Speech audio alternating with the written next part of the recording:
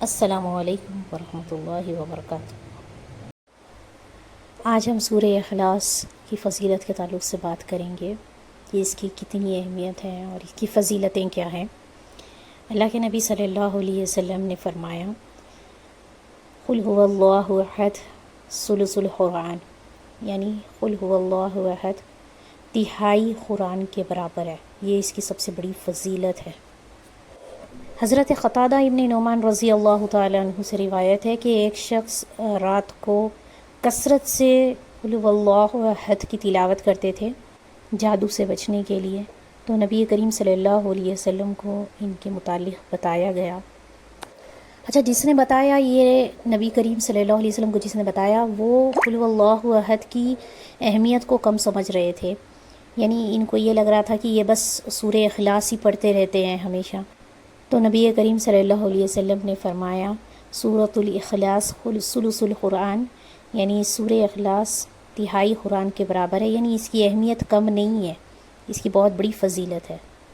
صحیح بخاری میں ہے، حضرت ابو سعید خدری رضی اللہ تعالیٰ عنہ سے مروی ہے، وہ فرماتے ہیں کہ ایک شخص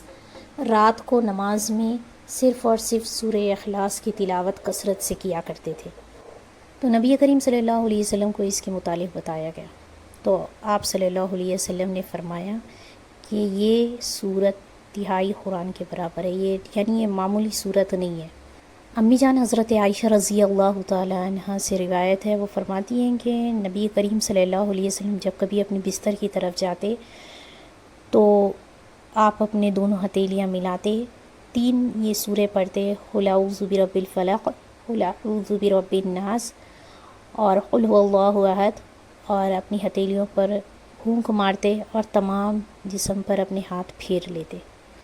یہ اہتمام نبی کریم صلی اللہ علیہ وسلم نے تب فرمایا جب آپ صلی اللہ علیہ وسلم پر جادو کیا گیا، اور بتایا جاتا ہے کہ اس کے بعد نبی کریم صلی اللہ علیہ وسلم نے اس کو اپنا معمول بنا لیا تھا۔ صحیح بخاری کی روایت ہے کہ امی جان حضرت عائشہ رضی اللہ تعالی عنہ فرماتی ہیں کہ نبی کریم صلی اللہ علیہ وسلم نے جہاد کے لیے، تو اس لشکر کے جو امام تھے وہ سورہ اخلاص کی کثرت سے تلاوت کیا کرتے تھے نماز میں۔ صحابہ اکرام کا جب یہ لشکر لوٹا تھا جہاد سے، تو نبی کریم صلی اللہ علیہ وسلم کو بتایا گیا کہ یہ سورہ اخلاص کی بہت زیادہ تلاوت کرتے ہیں نماز میں، تو نبی کریم صلی اللہ علیہ وسلم نے ان سے پوچھا کہ تم سورہ اخلاص کی تلاوت اتنی کثرت سے کیوں کرتے ہو؟ تو اس صحابی نے فرمایا کہ اس میں رحمان کے اوصاف بیان کیے گئے ہیں، اللہ کی حمد و ثنا بیان کی گئی ہے، تو اس لحاظ سے مجھے اس صورت سے محبت ہے، یعنی محبت ہے، اس وجہ سے میرا دل چاہتا ہے کہ میں بار بار اس صورت کی تلاوت کروں۔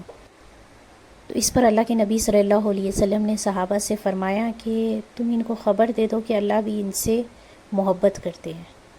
یہ بھی اس صورت کی بہت بڑی فضیلت ہے جو ثابت ہوتی ہے احادیث سے۔ عبد الرحمن رضی اللہ تعالیٰ عنہ سے روایت ہے کہ نبی کریم صلی اللہ علیہ وسلم وتر کی پہلی رکعت میں سبح اسم ربک الاعلی، دوسری رکعت میں قل یا ایھا الکافرون، اور تیسری رکعت میں قل هو اللہ احد کی تلاوت کیا کرتے تھے۔ حضرت عقبہ ابن عامر رضی اللہ تعالیٰ عنہ سے روایت ہے، وہ فرماتے ہیں کہ ایک مرتبہ میں نبی کریم صلی اللہ علیہ وسلم سے ملا، اور آپ صلی اللہ علیہ وسلم نے فرمایا کہ میں تم کو ایسی صورت کی خبر نہ دوں کہ ایسی صورت نہ اللہ رب العزت نے توریت میں نازل فرمائی، نہ زبور میں، اور نہ ہی انجیل میں۔ تو میں نے کہا اللہ کے نبی صلی اللہ علیہ وسلم ضرور بتائیے، تو اللہ کے نبی صلی اللہ علیہ وسلم نے فرمایا کہ وہ صورتیں قل اعوذ برب الفلق، قل اعوذ برب الناس اور قل هو اللہ احد ہے، اور اللہ کے نبی صلی اللہ علیہ وسلم نے فرمایا کہ کوئی بھی رات ایسی نہیں ہونی چاہیے جو ان صورتوں کی تلاوت کے بغیر گزر جائے، یعنی ہر رات میں ان تینوں صورتوں کی تلاوت لازمی کیا کرو۔ حضرت عقبہ ابن عامر رضی اللہ تعالیٰ عنہ فرماتے ہیں کہ پھر اس کے بعد یہ 3 صورتوں کی تلاوت مجھ سے کسی بھی رات نہیں چھوٹی، یعنی میں نے اس کی پابندی کی پڑھنے میں۔ حضرت ابو ہریرہ رضی اللہ تعالیٰ عنہ سے روایت ہے کہ نبی کریم صلی اللہ علیہ وسلم نے ایک شخص کو سورہ اخلاص کی تلاوت کرتے ہوئے سنا تو آپ صلی اللہ علیہ وسلم نے فرمایا واجب ہو گئی۔ صحابہ نے فرمایا کیا چیز واجب ہو گئی؟ آپ صلی اللہ علیہ وسلم نے فرمایا اس پر جنت واجب ہو گئی۔ یہ تو چند فضائل تھے جو میں نے سورہ اخلاص کے تعلق سے بیان کیے ہیں، لیکن اس صورت سے ہم کو سبق کیا ملتا ہے؟ ایک تو سب سے بڑی چیز یہ کہ اسلام توحید پر ہے، یعنی توحید کے بغیر اسلام ہے ہی نہیں۔ سورت ہمیں سب سے پہلی چیز تو یہی بتاتے ہیں کہ اللہ رب العزت ایک ہے، یعنی اللہ کے ساتھ کوئی اور خدا ہو ہی نہیں سکتا، اللہ واحد ایک ہے، اور یہ بے نیاز ہے۔ بے نیازی کس کو کہتے ہیں؟ کہ تمام کائنات اللہ کی محتاج ہوئی بیٹھی ہے، اور اللہ کسی کے کرنے میں کسی کا محتاج نہیں ہے،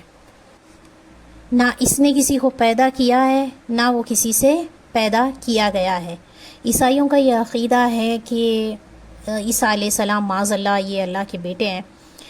لیکن اللہ رب العزت فرماتے ہیں نہ اللہ نے کسی کو پیدا کیا ہے نہ وہ کسی سے پیدا کیے گئے ہیں، اور نہ اللہ کے برابر کا کوئی ہو سکتا ہے۔ تو اللہ رب العزت اس صورت کو سمجھنے کی اور اس کے مطابق ہم کو عمل کی اللہ رب العزت توفیق نصیب فرمائے۔ اسی دعا کے ساتھ السلام علیکم ورحمۃ اللہ وبرکاتہ۔